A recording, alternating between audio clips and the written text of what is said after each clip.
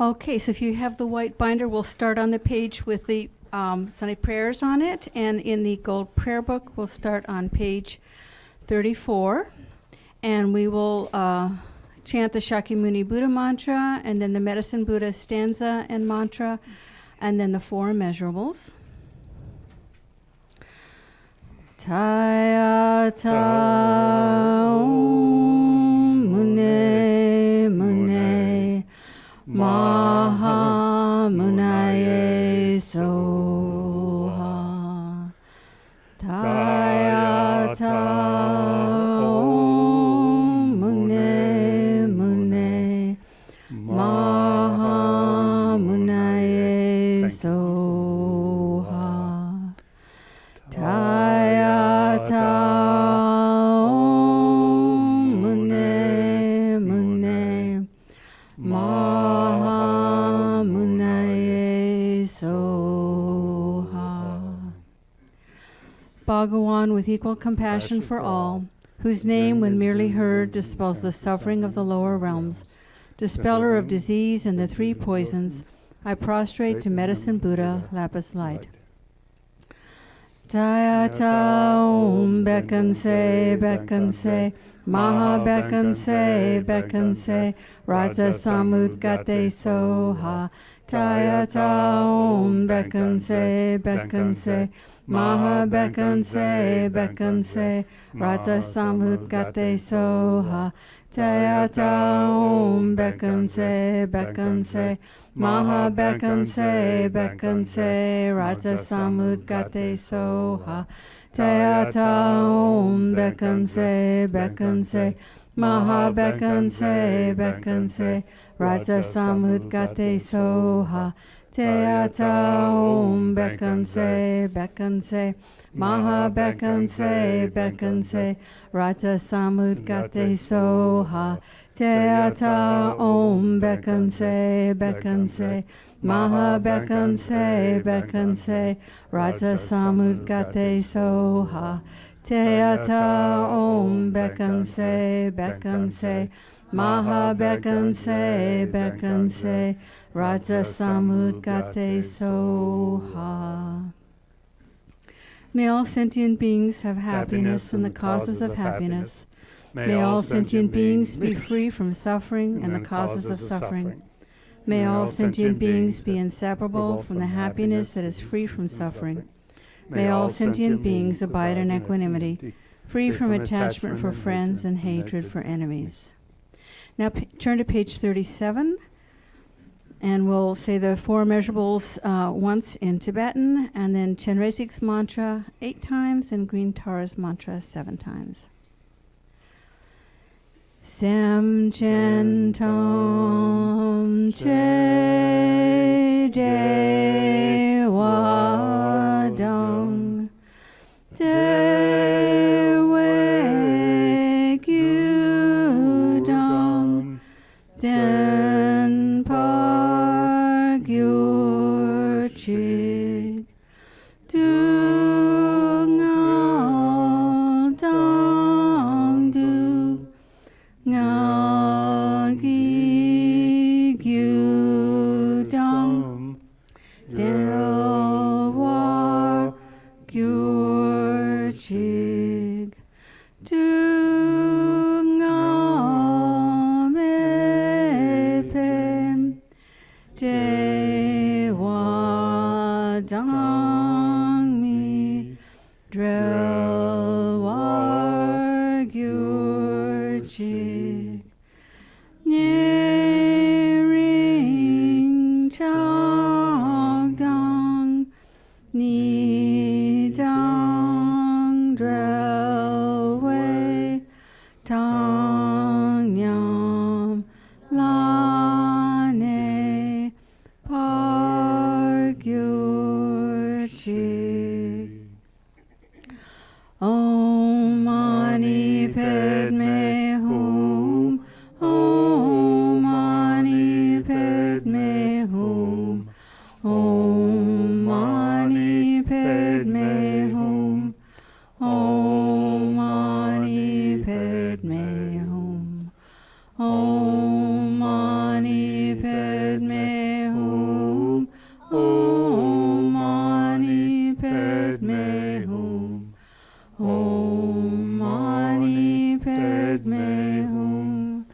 Om Mani Padme Hum. Om Tare Tu Re Soha. Om Tare Tu Re Soha. Om Tare Tu Re Soha. Om Tare Tu Re Soha. Om Tare Tu Re Soha. Om Tare Tu Re Soha. Om Tare Tu Re Soha. And the children can go to their classes now. Thank you.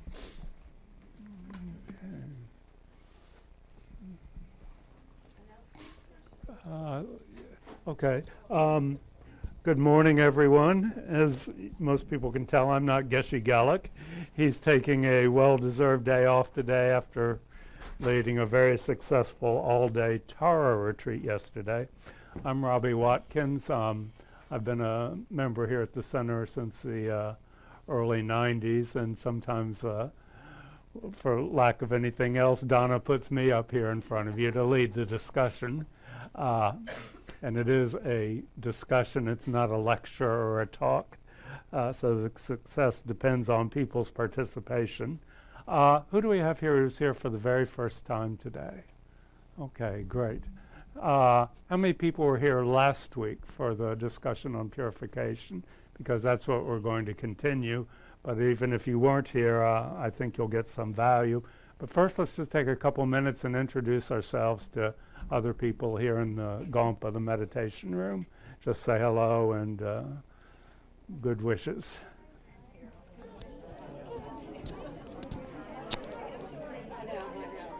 See.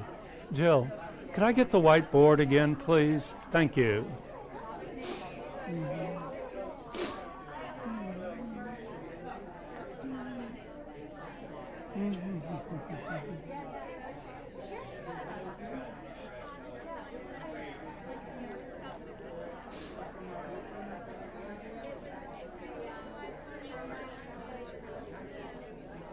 Good.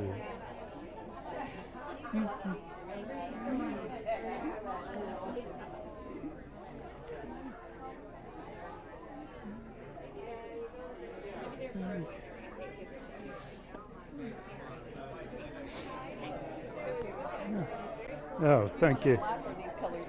It doesn't matter, yeah. Great, thank you.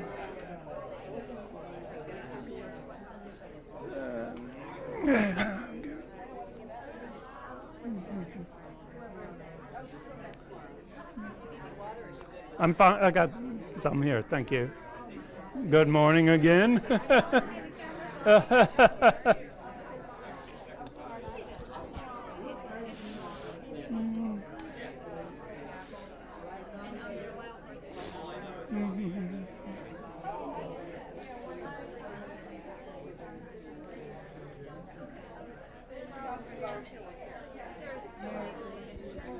Okay, let's come back to our seats. Yeah. Okay. Yeah. So everyone come back. Okay. And let's see, we'll start with some announcements. There's always announcements about what's going on at Kadampa Center. Let's see, Donna, do you? Yeah. Why don't you just tell us briefly about the Tara retreat yesterday, so those of us who weren't here can rejoice in that. So we had a wonderful Tara retreat yesterday. We started at 6:15 in the morning, and we had about 30 people who participated all together. Not everybody was here all day long, but we had a good group in the morning, and we brought all the Taras into the middle of the Kadampa and had a wonderful altar with lots of offerings. And Geshe always uses these opportunities to teach us more, even if he's led this retreat many times. So it was really a wonderful opportunity to learn more, deepen our practice, get to know each other better, and we had lots of good food and lots of good times. So we do Tara mini retreats are this is the first time we've done an all-day retreat, and we'll definitely be doing them throughout the year. So watch for the opportunities. And we do Tara practice every month of one kind or another, so don't miss those opportunities either. While I've got the microphone, just to let you know that in 2 weeks we're going to have visiting here one of our annual favorites, a very skillful, warm teacher who really specializes in bringing the Dharma home to us and how we can practice it in our daily lives, and that's Venerable Amy. Who likes to have joy in their lives? Well, she's going to talk to us about how we can do that.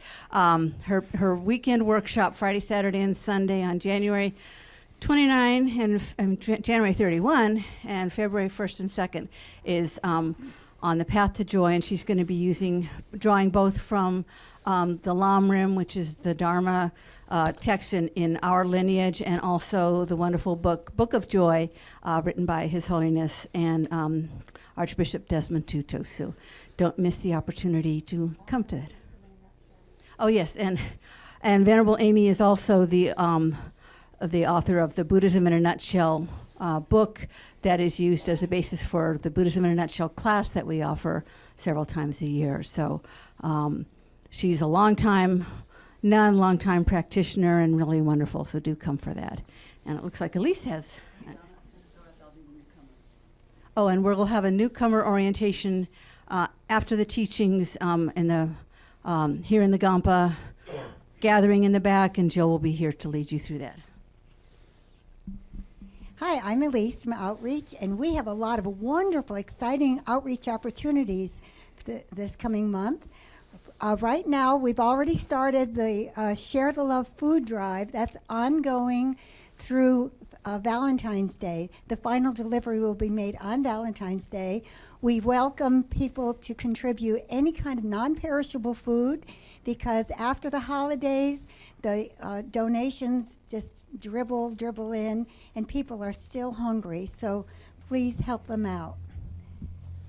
Next, for those of you who are concerned about climate change, there's the Interfaith Care of Creation, which is a coalition of over 40 communities of faith, get together to see what we can do to help the environment based on our own ethics and spiritual beliefs.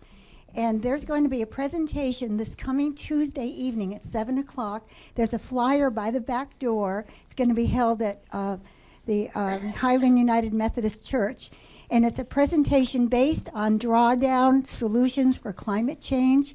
So it's a very helpful and hopeful event if you want to hear more about climate change. It's based on this book here, The Most Comprehensive Plan Ever Proposed to Reverse Global Warming. So it's a wonderful opportunity. And the last thing, we're just starting advertisement here for the Triangle Interfaith Alliance, the annual dinner and meeting.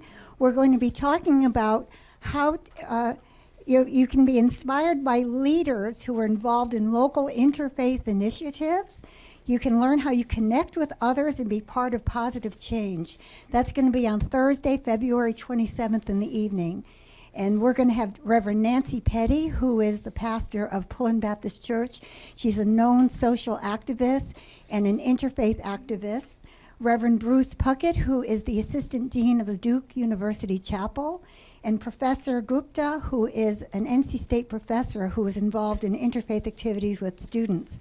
So we'll have these different perspectives, and it'll be a wonderful opportunity to connect with people of other faiths and cultures and learn how you can be part of positive change. So thank you. Thank you. Any other announcements? We'll have one at the end. Heyman will do one at the end. Oh, okay. Okay. So save time for Emmett at the end. Okay. How long is he going to take? Just a second. Okay. And I think Donna is going to lead us in meditation to start today's session. Thank you, Donna. So one of our opening prayers every Sunday is the Mani Mantra, Om Mani Padme Hum. And a few months ago, Geshe taught us a really wonderful meditation.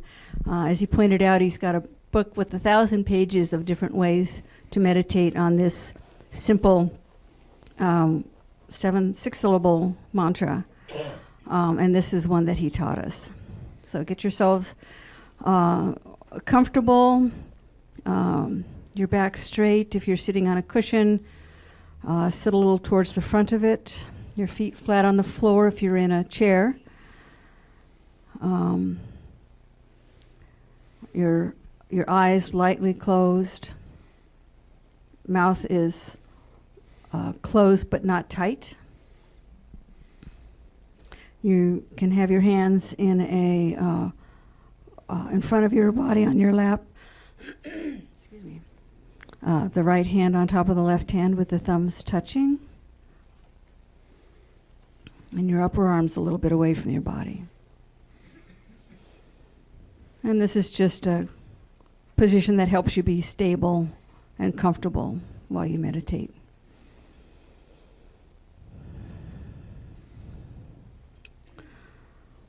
So the Om is white. And a bright white light flows from the Om into your body and fills you with that light that purifies pride.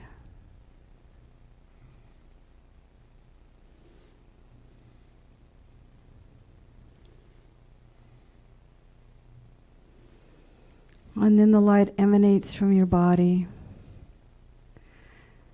and it flows out to the people around you, touching everybody in this room.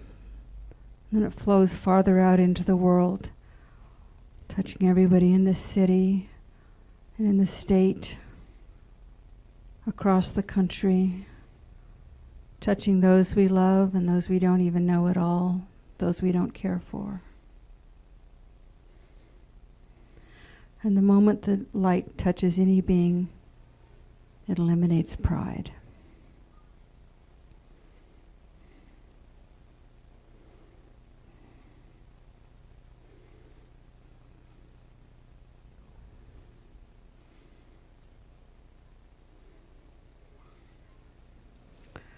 The Ma is green, and a bright green light flows from the Ma into you and completely fills your body with this bright green light that eliminates envy.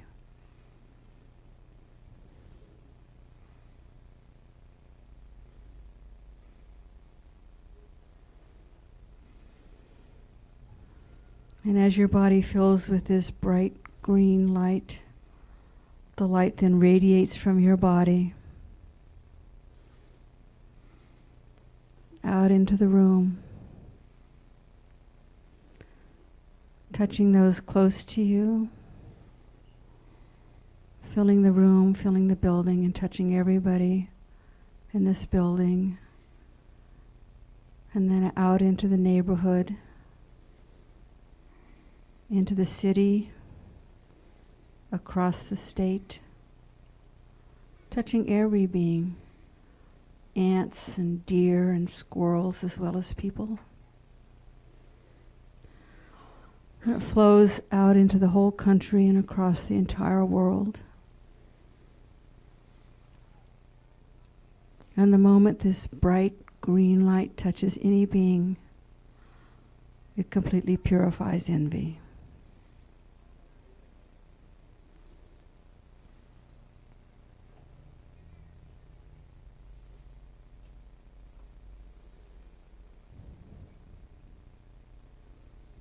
And the knee is bright yellow.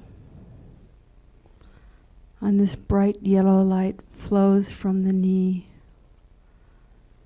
and completely suffuses your body. You're filled with bright yellow light.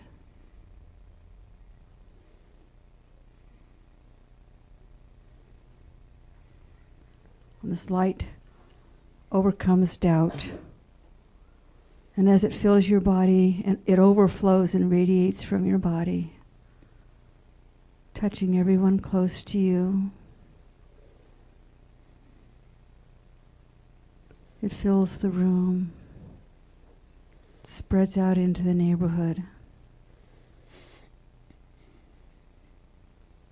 flowing farther and farther, touching everybody in the city of Raleigh, in the Triangle, in the state, flowing out to cover the whole world. And the minute this bright yellow light touches any being, it eliminates doubt.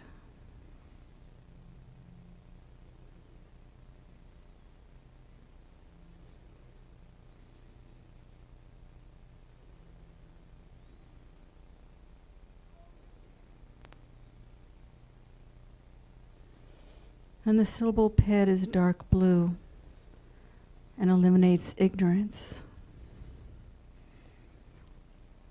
And this bright, dark blue light flows from the ped and fills your body.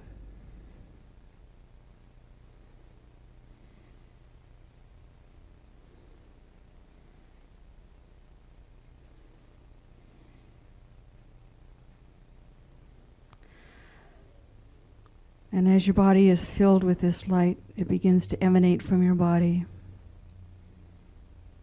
radiating out to touch everyone in this building, every being nearby,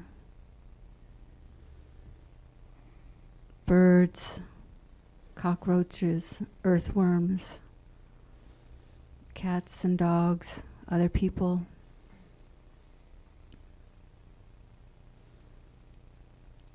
It spreads out across the city and the state and all of North America, all of the countries of the world,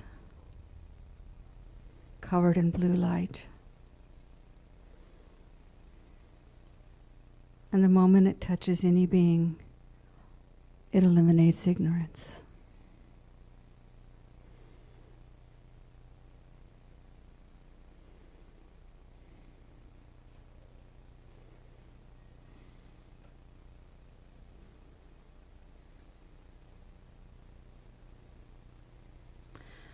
The syllable me is red and eliminates attachment. And a bright red light flows from the syllable me and fills your body. There's no room left for any attachment.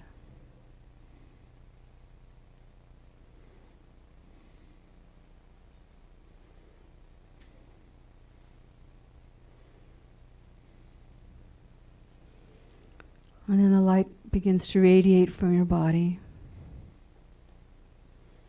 touching every being close to you, filling all the space in the building, reaching out into the whole city, the whole of this country, all of the Americas, filling the oceans and the beings there, covering the entire world, earth, oceans, and sky. And the moment it touches any being, it liberates them from attachment.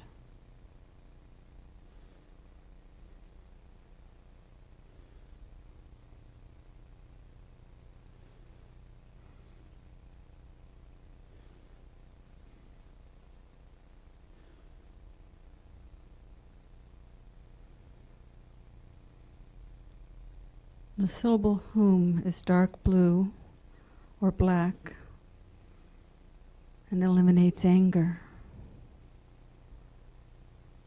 And this bright dark blue light flows from the whom and fills your body. Every atom suffused with this powerful light.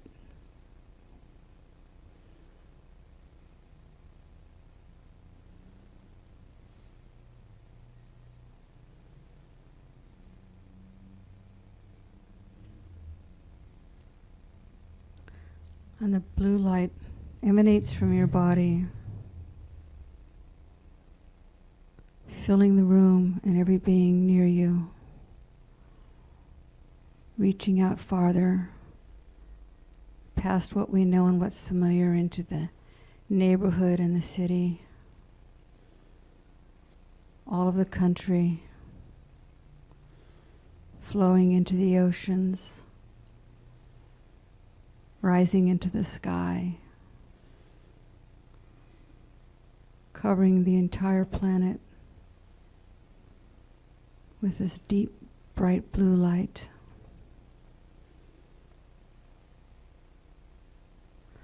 And the moment it touches any being, it eliminates anger.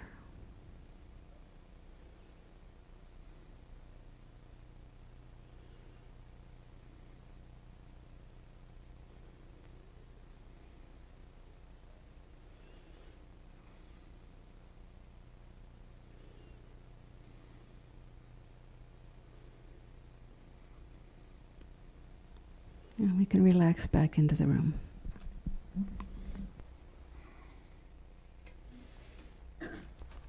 Okay. Thank you, Donna. Today we're continuing our discussion of purification practice, which we did purification practice on New Year's Eve, or a lot of people came for Dorji Kadra, which is one purification practice. And then, as I said last week, this is something good to think about at the beginning of the year. A lot of us spend some time at the start of the year cleaning our house. It's also good to clean up our karma to the degree that's available. All our teachers recommend without exception that we need to do lots of purification practice.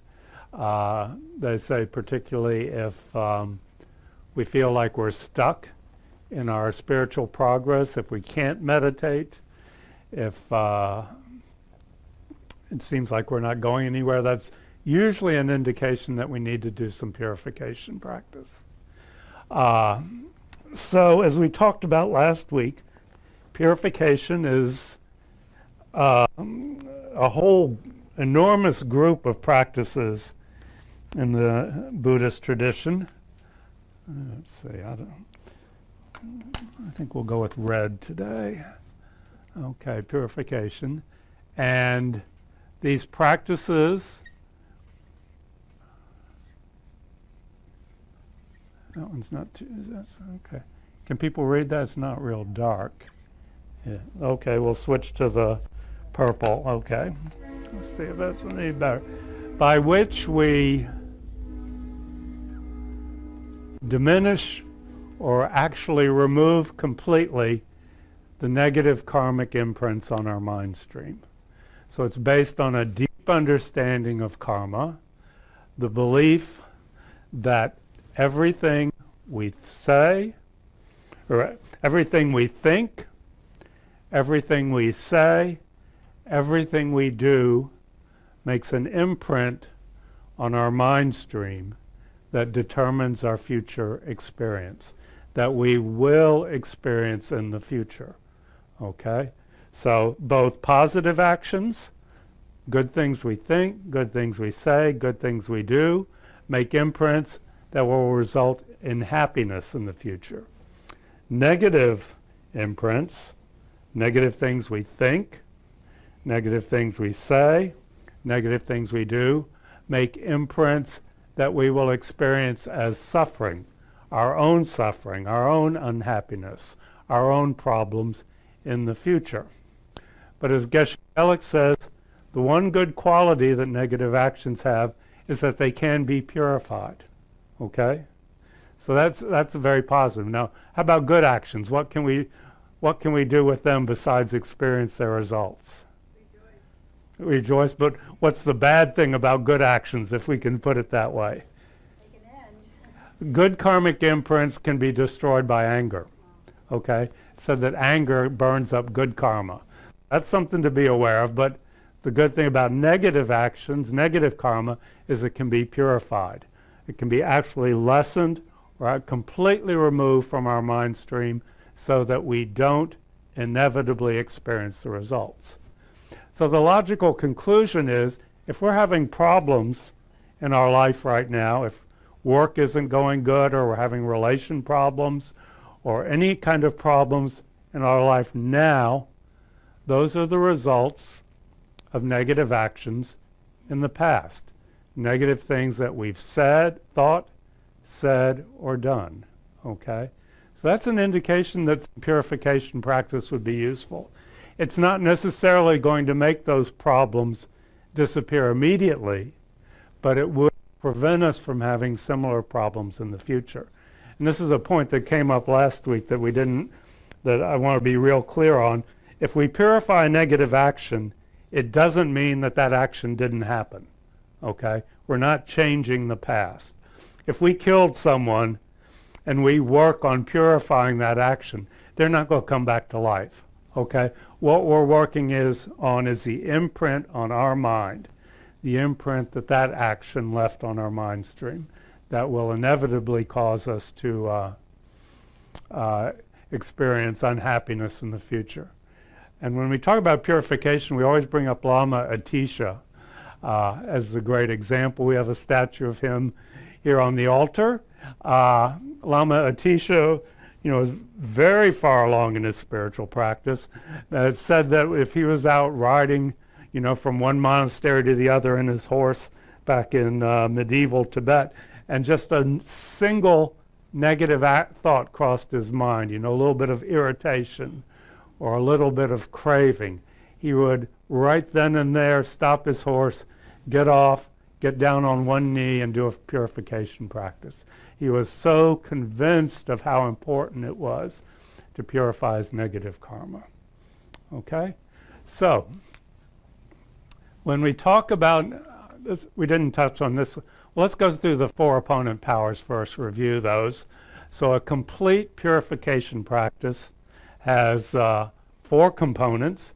The 4 R's, and reading, writing, and arithmetic are not 3 of those 4 R's. So the first R is refuge, okay?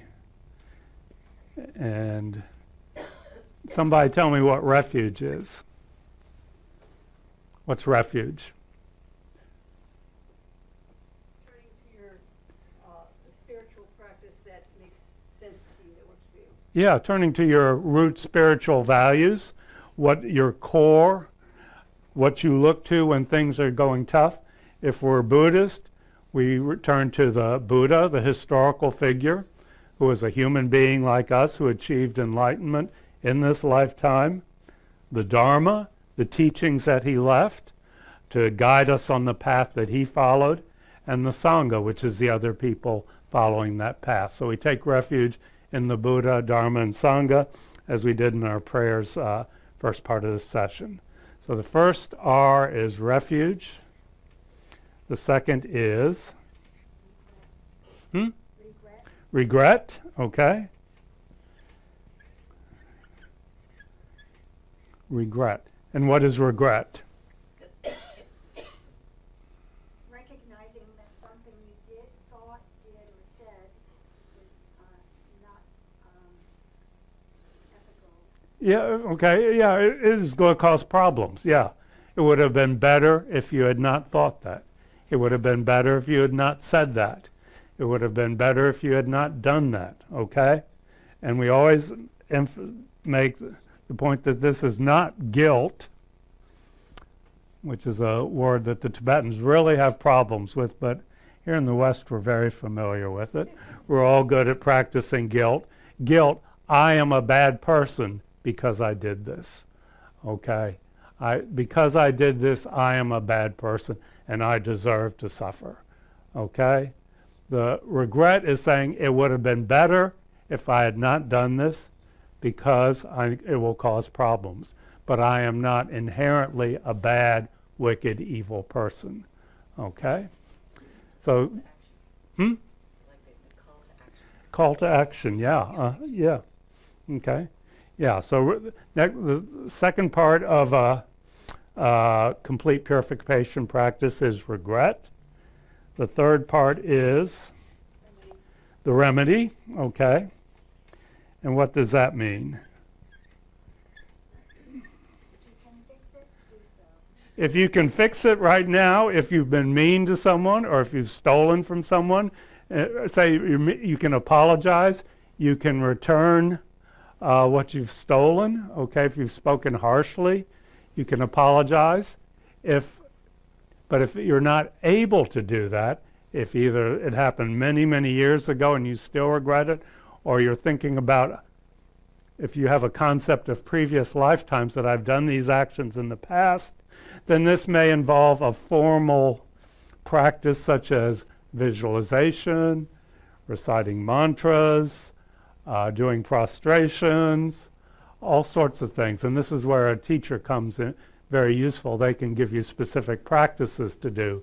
But we'll talk today briefly about Vajrasattva practice, which is one that our teachers recommend pretty much across the board. It says everybody needs to do Vajrasattva practice, and we'll talk about what that involves.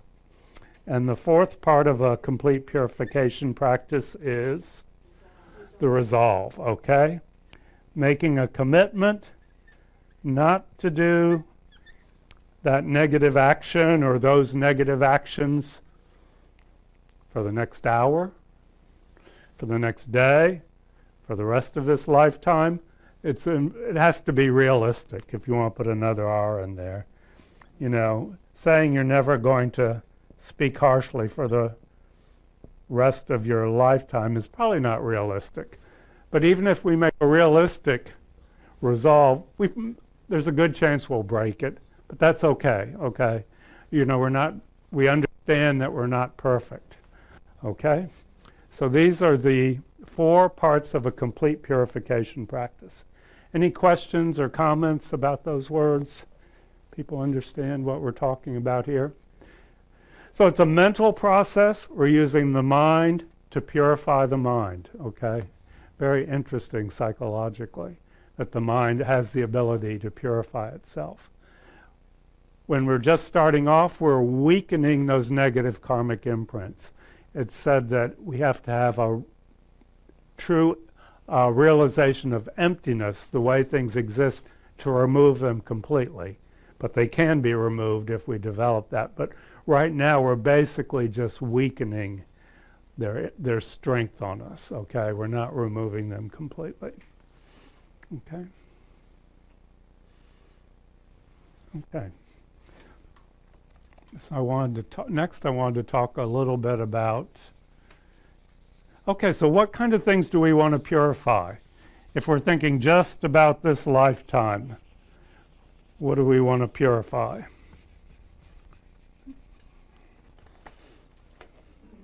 Give me an example. What kind of things would we want to purify? Anger, jealousy. Yeah. Okay. What else? Yeah. Feelings towards your parents, okay. Negative feelings towards politicians. Anybody? But nobody here has any of those, yeah. Anyway, the Buddha said there are 10 negative actions that most of us have committed at one time in the past. Whether maybe in this lifetime and we can remember them, if not in previous lifetimes. There are 10 negative actions that make negative imprints on our mind stream that will cause us suffering. Okay, and there are 3 of them. 3 of body. There are 4 of speech. And there are 3 of mind. Okay.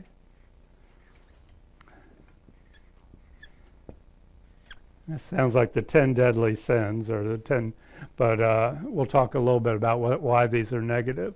Okay, what are the 3 negative actions of body? Killing, stealing,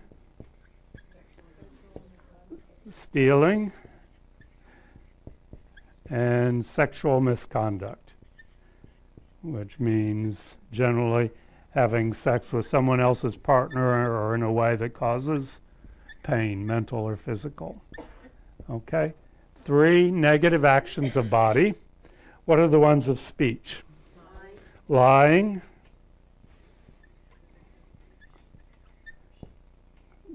Divisive speech. Speech that separates people. Okay. Harsh speech.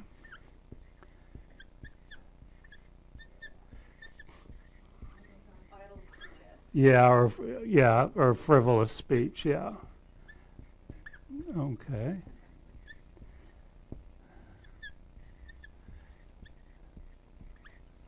And what are the 3 negative actions of mind? Ill will.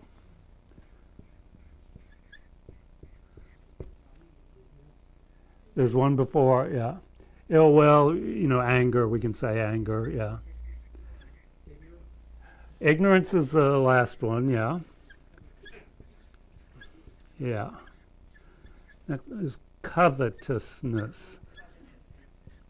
Covetousness, craving. Ignorance, referring to a lack of understanding of the way things are, lack of understanding of karma, lack of understanding rebirth, and so on. Doesn't mean not having read a lot of books. So these are 10 negative actions, okay? In the first category, killing is the heaviest, the strongest, and they decrease, okay, in that order. In speech, lying is the most powerful, makes the heaviest negative imprint. And in mind, they go in the opposite direction, ignorance making the biggest imprint. Okay, why are the Buddhas, so we should avoid these because the Buddha said to avoid them? Because he was the God and told us what to do? What's the first reason we want to avoid these actions? Protect ourselves. Yeah, they cause us, when we do these, they create the cause for us to suffer. So it's enlightened self-interest, okay? Buddha said, if you want to suffer, have at it. Go ahead and keep doing these, okay? If that's what you're into, if that's your trip, go ahead, kill, steal, have sexual misconduct.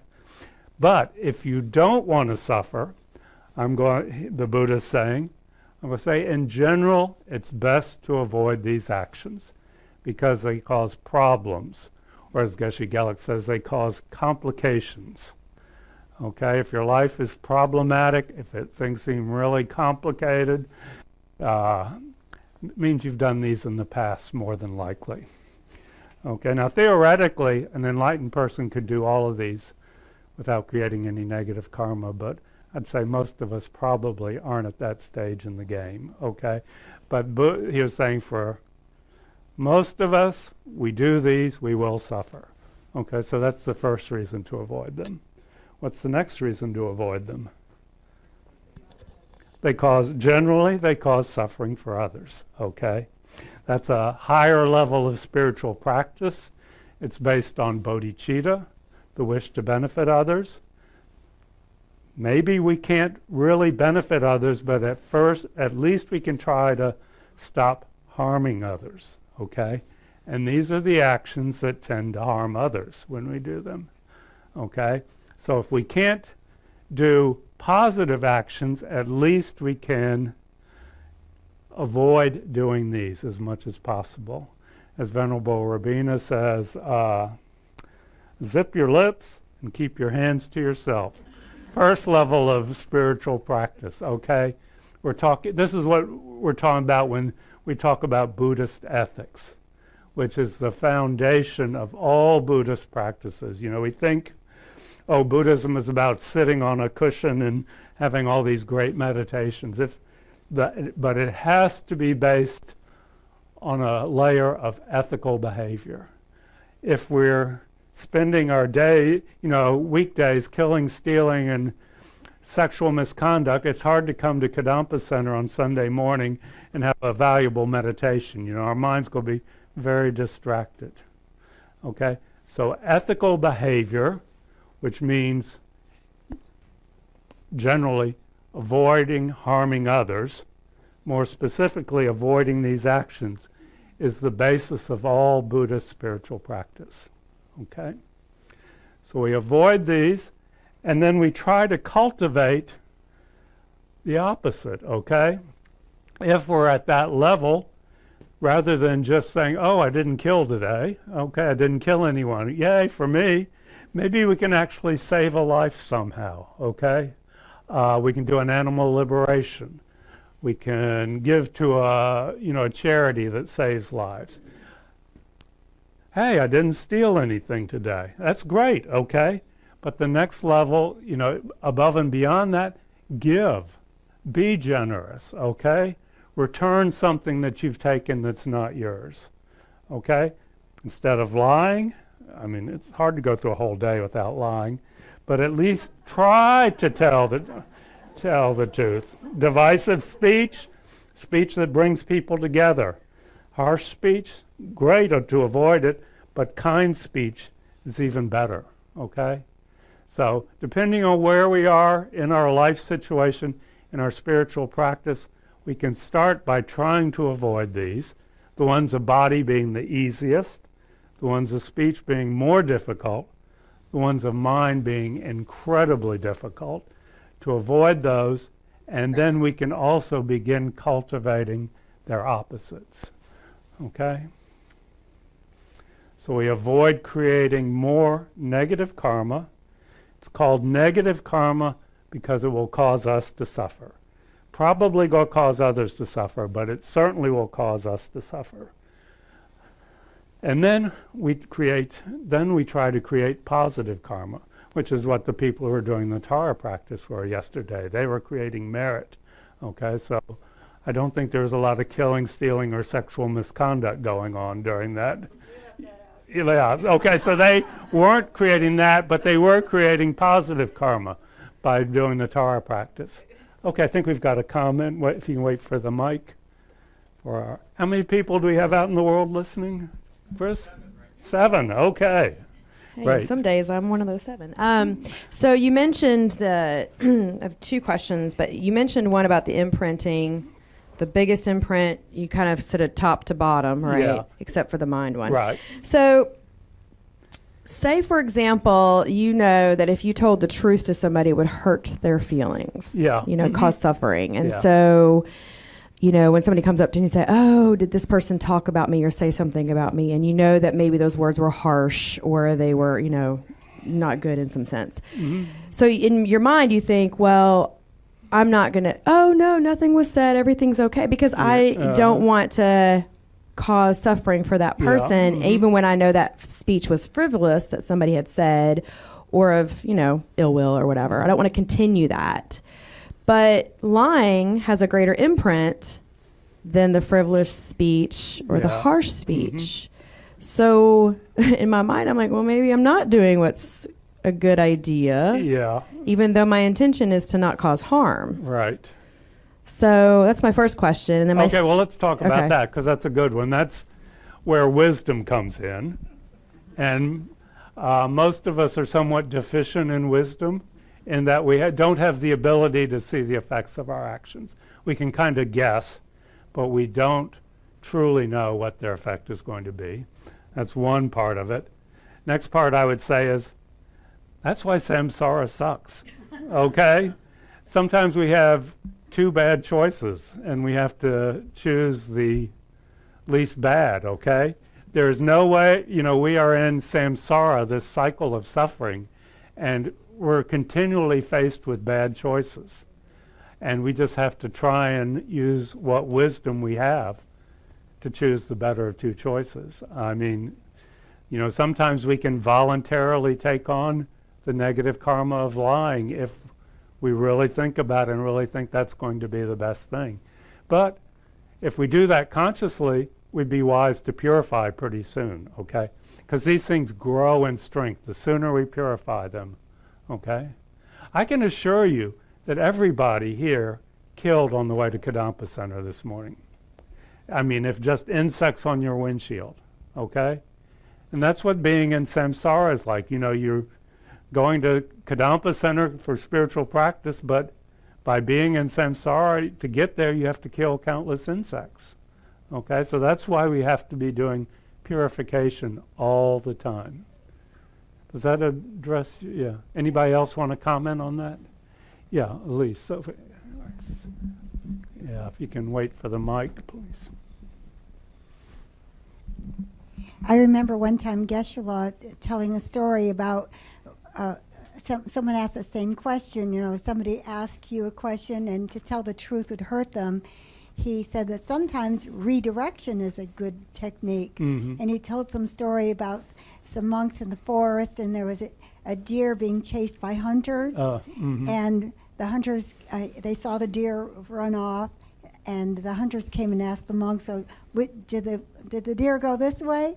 And they said something like, he could have gone that way, you know, or just without actually telling a lie, which, you know, it just kind of develops a habit. You know, can redirect things. Mm-hmm. Like if someone says, does this shirt look good on me? Oh, it's a really nice color. You know, something else. Okay. Let's see. Anybody else? And you had another question?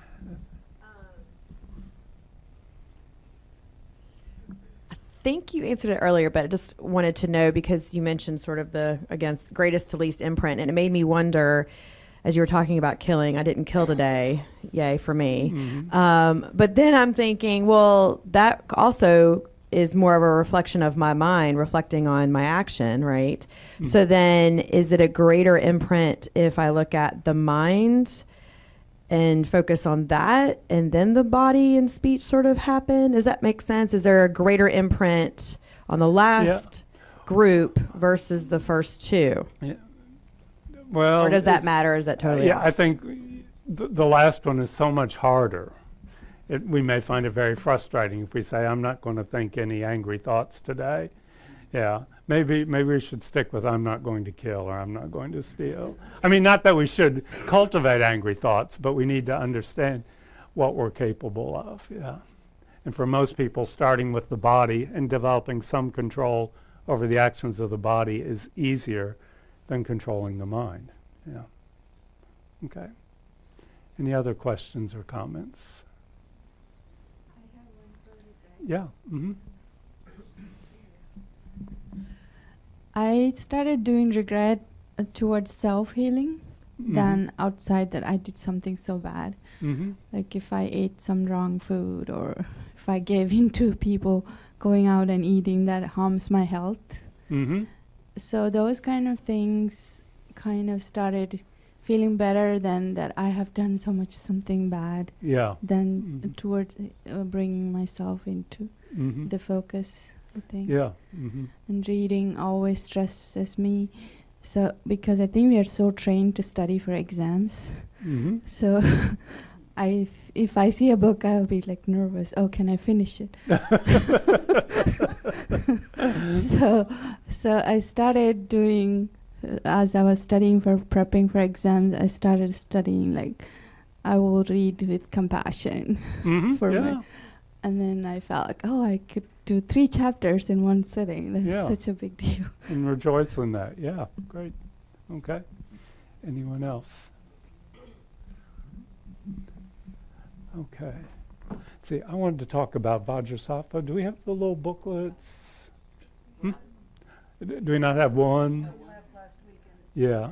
Okay. Yeah, if you can find. Okay, so I think people have some sense of what purification is about. Hopefully some sense of why we need to do it. Some sense of what a complete purification practice is. And I just wanted to introduce people to a practice that's called Vajrasattva. Oh, can I borrow that? Thank you. Yeah. Yeah, this is... Thank you very much. Don't let me walk off with it. That would be stealing. Yes. Okay. And there are lots of different purification practices that our teachers give us to do. And in the FPMT, the Foundation for the Preservation of the Mahayana Tradition, the larger organization that we're part of, Lama Zopa, our spiritual leader, has over and over again recommended Vajrasattva practice. And he actually encourages people to do 3-month Vajrasattva retreats, if that's at all something that you can fit into your schedule, doing Vajrasattva practice. And there are a lot of people in our organization who have done that. There are lots of different versions of this practice. both written by Rinpoche and by others. This little booklet is published by the Lama Yeshe Wisdom Archive.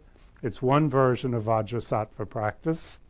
In the volume 2 of the FPMT prayer book, which, there's a short Vajrasattva meditation. This is one we just use for specific practices here. We don't distribute it, but we have a bunch of copies there, and you can order this online from the FPMT.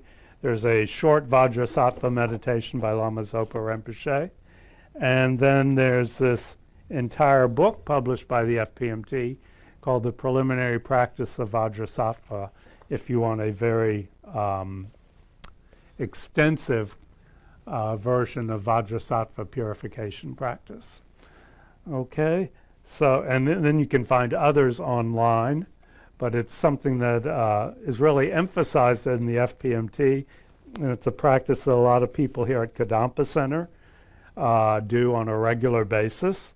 It is a tantric meditation, involves visualizing of deities and visualizing of self, but it's one of the rare tantric meditations that it's said you're given permission to do without having had an initiation. So it's something that's talked about very openly and publicly.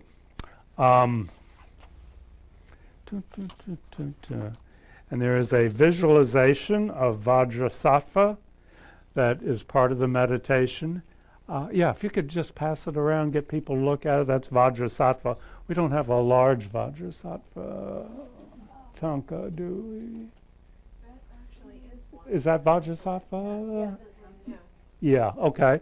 So, so after the teachings, you can come up and look. This second tanka is Vajrasattva, white, handsome, sitting on a lotus, and there are lots of other features that I'm not going to discuss this morning, but it is a visualization that you can do without having had the initiation. And along with the visualization, there's the mantra of Vajrasattva. And who would like to recite the 100-syllable mantra for us? Anybody want to do it? Okay. Hammett, thank you. Yes, it's 100 syllables, but it has a little bit of a rhythm to it, and it's really not that hard to get down. Do you really want me to sing, actually?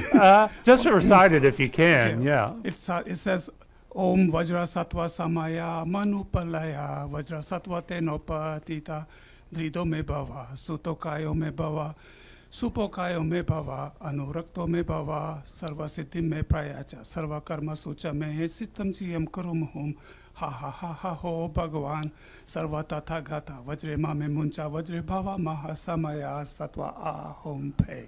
Hey. Yeah, and Hammett is one of the members of Kadampa Center who's done 100,000 Vajrasattva mantras. And what does it mean? Okay, Hammett, can you tell us, give us the meaning? It just says, keep the pledge, keep me in touch with you, stay with me, give me the strength. There's all these positive points it makes. In short, rather than going each syllable, it's basically saying keep the samaya, meaning keep the pledge, keep the comfort, keep the friendship, give me the power, give me the strength, stay with me and purify me. Yeah, okay, thank you. That's a distillation of the memory. The actual translation of these mantras, which are typically are in Sanskrit, can be incredibly obscure and confusing. I'll read the literal translation of the mantra. You, Vajrasattva, have generated the holy mind according to your pledge. Your holy mind is enriched with the simultaneous holy actions of releasing transmigratory beings from samsara. Whatever happens in my life, happiness or suffering, good or bad, with a pleased holy mind, never give up, but please guide me. Please stabilize all happiness, including the happiness of the upper realms, actualize all actions and sublime and common realizations, and please make the glory of the five wisdoms abide in my heart. So that's a pretty straightforward one. That's not an exact translation, but that gives you some sense of what the meaning is. So Vajrasattva is an aspect of enlightenment, okay? He represents the ability to purify. He also represents the embodiment of the teachings. All of these images you see around here are the medicine Buddha. We did his mantra earlier. We have green Tara, white Tara, Avalokiteshvara. These are all aspects of enlightenment, the mind that is completely compassionate and completely wise. So Vajrasattva is an aspect of enlightened mind, and the meditation is based on visualizing Vajrasattva and reciting the mantra as the purification practice. So I wanted to lead us through a very abbreviated version of this practice. Let's see. If most people are not familiar with the image of Vajrasattva, so that's okay. That's not you don't have to do that to actually do the practice as we're going to do it today. Okay. And Robbie, the mantra is on page 64 in the gold prayer book. Okay, great. Thank you. So in the gold prayer book, yeah. Okay. So let's just recite the mantra one time, or practice it. I'll say it and you can say it after me. This is not a formal transmission of the mantra. That you would get from Geshe Gelek or another teacher who's received the actual lineage on Vajrasattva. So just recite it after me. Om Vajrasattva Samaya Manupalaya Vajrasattva Denupatishta Drido me bawa Suto me bawa Supo me bawa Anurakto me bawa Sarasidi memperyatsa Sarakama sutsame Sitam shriyam kuruhum Ha ha ha ha ho Bhagavan Saratatagata Vajramame muncha Vajrabhava Mahasamuya Sattva Ahum Pe. So now I think most of you have it memorized. So when we get to the mantra recitation, you can either read that or you can just say Om Vajrasattva, Om Vajrasattva, Om Vajrasattva over and over again. Okay? So, let's see. Okay. So let's establish our meditation posture, and we'll do a very brief Vajrasattva practice. And there are many different ways of doing this practice, so if you're interested in doing it, you can read up on them. Check your posture. Your back is nice and straight. Your head is straight on your shoulders, not tilted to one side or the other. Your eyes are either slightly open or lightly closed. Mouth is lightly closed, not clenched. Shoulders are down and back a little bit so your chest is open. Upper arms are away from the sides of your torso. Right hand on left with thumbs touching slightly below the level of your navel. If you're sitting in a chair, your feet are flat on the floor, and it's fine to put a cushion underneath your feet. If you're sitting on a cushion, sit a little bit towards the front and have your legs in a comfortable position. So just check your posture now and look for any sources of discomfort or stress and adjust them now so that they don't become a problem during the meditation.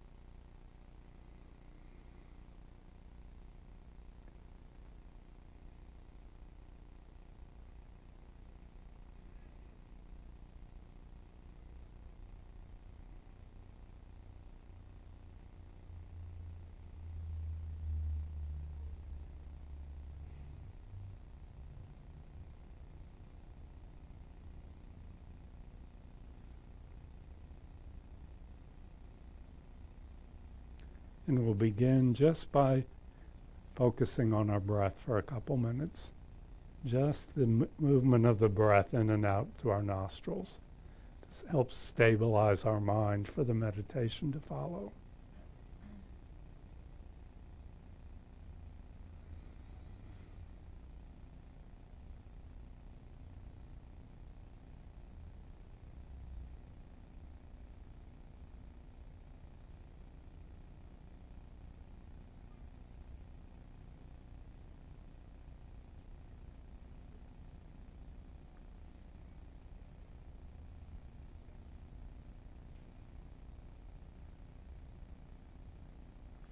And we take a moment to establish our motivation for the practice that's to follow, with the understanding that the bodhicitta motivation, the aspiration to become enlightened for the benefit of all sentient beings, is the most powerful and the most beneficial motivation.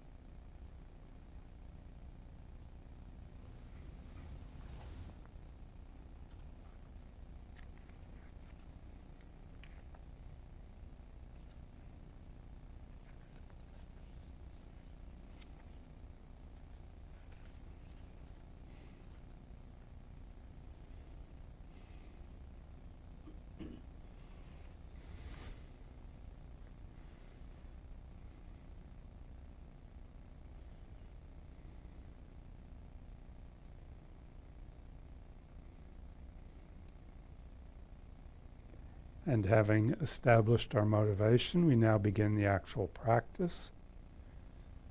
The first part of the practice is taking refuge in the Buddha, Dharma, and Sangha.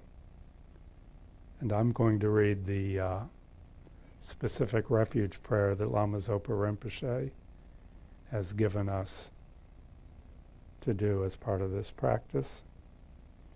And you can just think about what it means as I read it. It may not be completely clear, but develop a real sense of going for refuge to the Buddha, Dharma, and Sangha. I forever take refuge in Buddha, Dharma, and Sangha, and in all the three vehicles, in the dakinis of secret mantra yoga, in the heroes and heroines, in the empowering goddesses and the bodhisattvas, but most of all, I take refuge in my holy Guru forever. I forever take refuge in Buddha, Dharma, and Sangha, and in all the three vehicles, in the dakinis of secret mantra yoga, in the heroes and heroines, in the empowering goddesses and the bodhisattvas, but most of all, I take refuge in my holy Guru forever. I forever take refuge in Buddha, Dharma, and Sangha, and in all the three vehicles, in the dakinis of secret mantra yoga, in the heroes and heroines, in the empowering goddesses and the bodhisattvas, but most of all I take refuge in my holy Guru forever.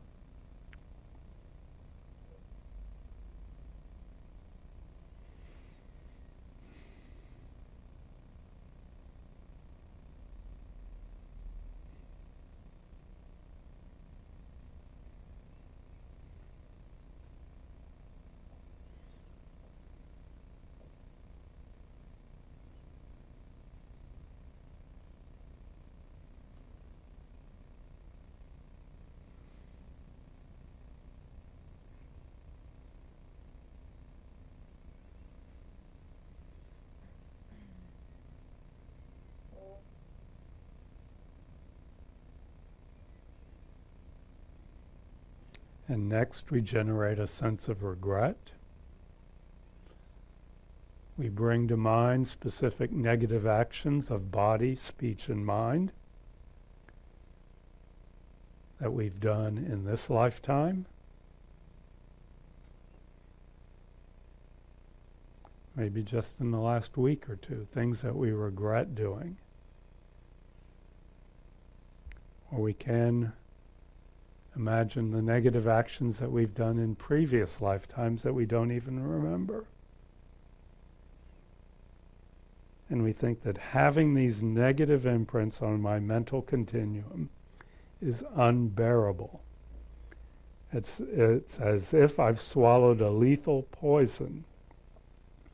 I must practice the antidote right away and purify all this negative karma immediately, without a second's delay.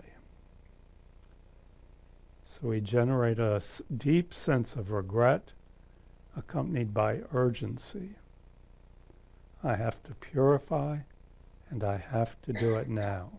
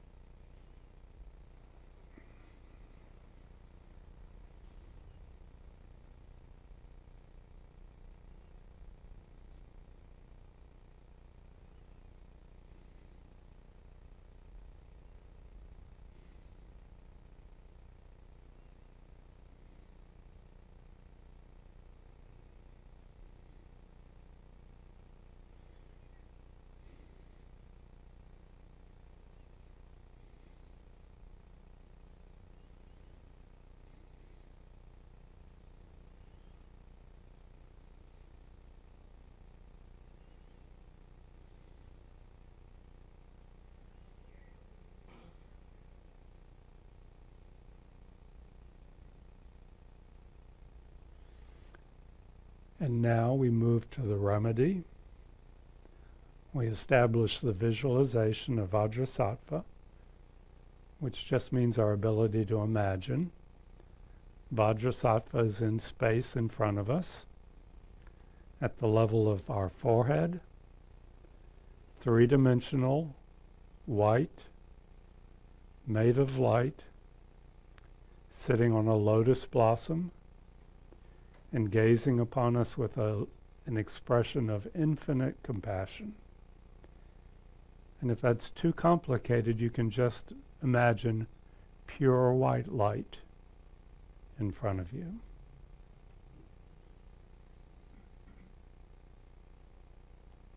And now we visualize that a stream of white light flows from Vajrasattva's heart and enters our body through the crown of our head.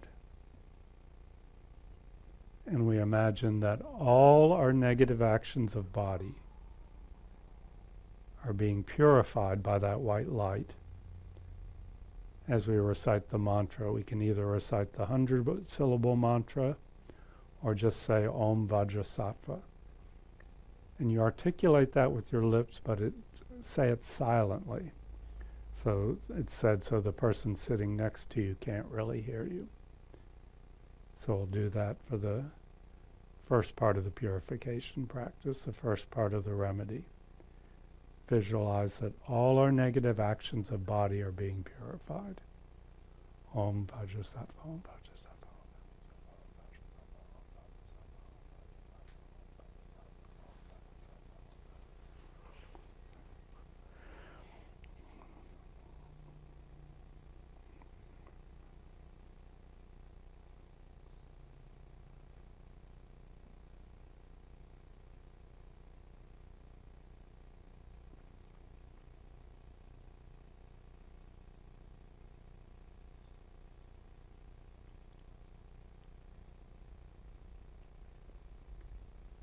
And now we maintain the visualization of the white light flows into our body, purifying all our negative actions of speech in this lifetime and countless previous lifetimes. And we continue to recite the mantra. Om Vajrasattva, Om Vajrasattva.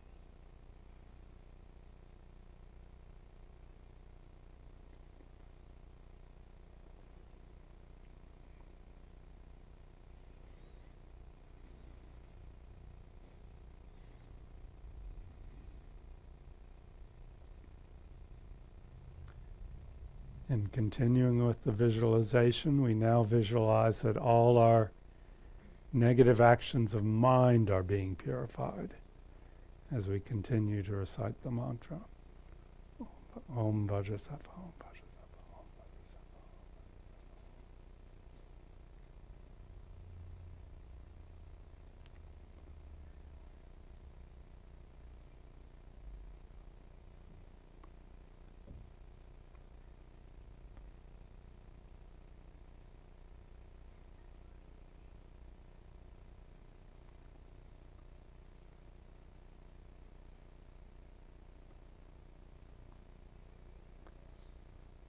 And now we visualize that Guru Vajrasattva says, "Child of the race, your negativities, obscurations, and broken and damaged pledges have been completely purified."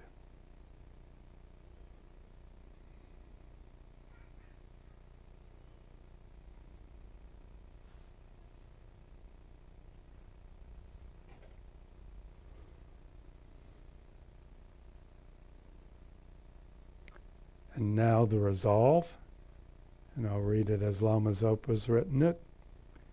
Before Guru Vajrasattva, I vow never again to commit these negative actions from which I can easily abstain, and not to commit for a day, an hour, or for at least a few seconds those negative actions from which I find it difficult to abstain.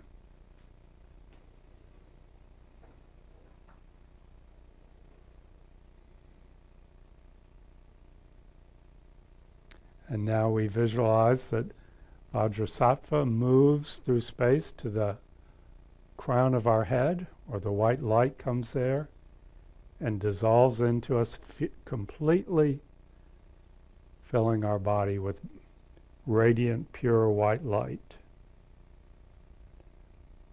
Our body, speech, and mind become inseparably one with Guru Vajrasattva's enlightened body, speech, and mind.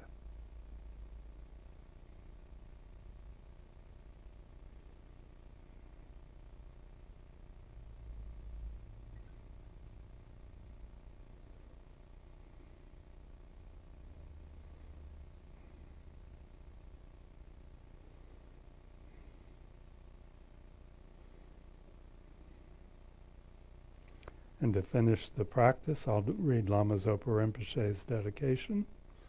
Due to all these merits of the 3 times collected by all the Buddhas, Bodhisattvas, and myself, and all other sentient beings, which appear to be real from their own side, but which are empty, may I, who appears to be real but is empty, achieve Guru Vajrasattva's enlightenment, which appears to be real but is empty, and lead all sentient beings who appear to be real but are totally empty to that enlightenment which appears to be real but is empty, by myself alone, who appears to be real but is also totally empty, non-existent from my own side.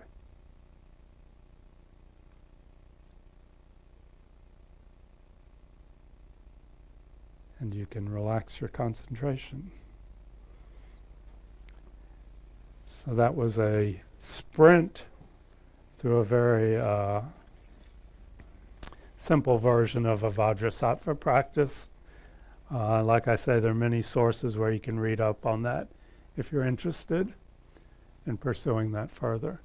Any questions or comments before we do our dedication? Okay, let's see, Susan Potter and then...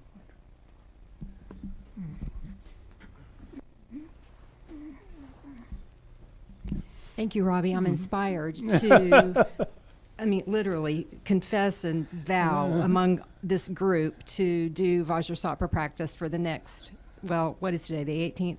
Through February 18th Hey. in the evening. I have developed a not so great habit of booting up my iPad the last thing at night and just checking the Washington Post and the New York Times, of which I have digital subscriptions, to see what is the latest of world events and closer to home. And it's probably not the best thing for me to be doing in my day. And so thank you for this. I'm going to do a different practice. And so for the next 30 days. So thank you very much. Great. And Elise, where is that thing on Tuesday night? Highland, did you say? Huh. Okay, and that's on the corner of Lake Boone and Ridge Road, sort-ish. Okay, great. Okay, thank you. Okay, thank you. Up here? I just had a question about the recitation of the 100 syllable mantra. If, as you're saying it, you're kind of botching the pronunciation, which happens quite a bit, Yeah. is that kind of like being disrespectful, or is that negating some of the goodness that you're trying to create? Or is it just okay to do the action? Well, if you've a couple of, it's better to say it correctly, okay? That's why in a lot of practices at the end you do a request to not accumulate any negative karma for having messed up the mantra. And then if you make a commitment, say 107 mantras, you might want to do 110 or 112 to account for the ones that you may have blown a little bit. Yeah. But again, have some understanding. Yeah, we're not perfect. Yeah. But yeah. Okay, good. So let's do our dedication verses, and then I think we have one announcement.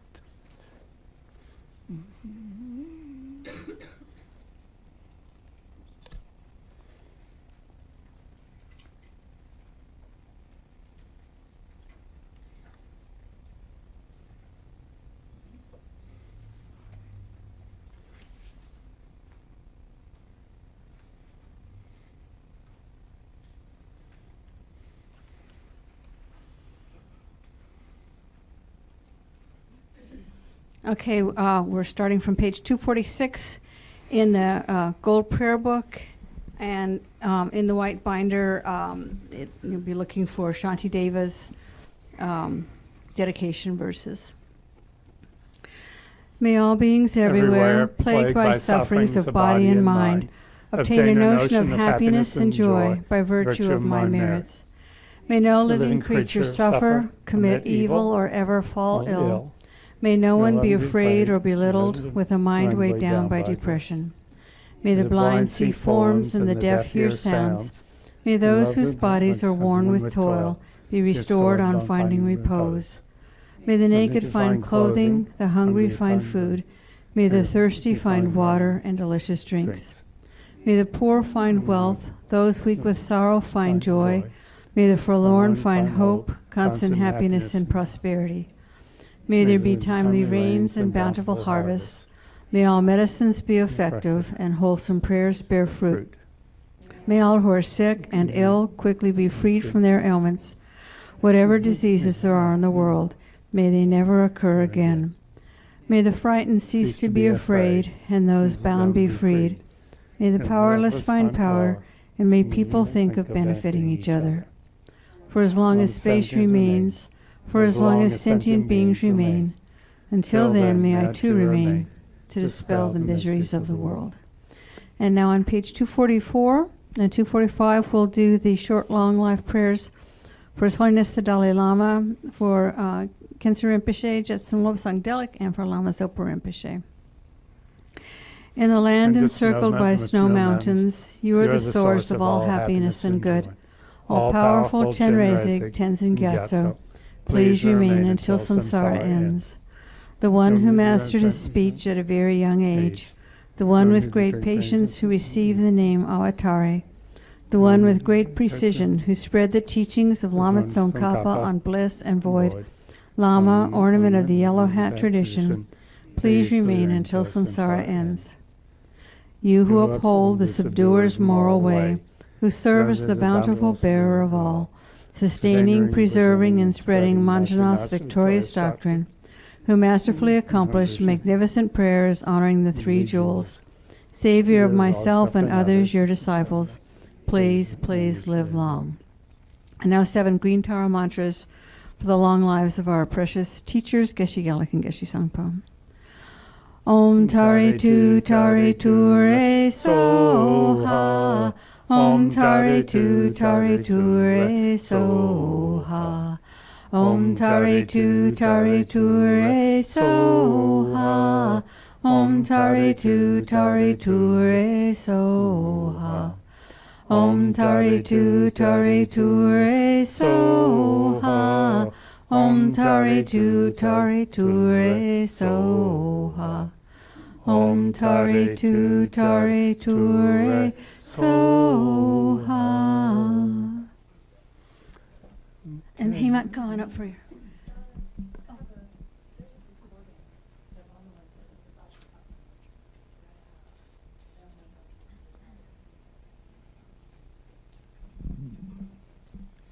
So I've been asked to give you an announcement on Did You Know announcement. So it's done every Sunday. And where was that? Oh, sorry. This is the Did You Know announcement. I don't know if you know already, but we are very fortunate to have Venerable Amy Miller coming here, and she's going to be leading a retreat, weekend retreat. It's called The Path to Joy, and how wonderful is that? That's on January 31st to February 2nd. So I have a question for you. How many you have read the book Buddhism in a Nutshell, or participated in a teaching on Buddhism in a Nutshell?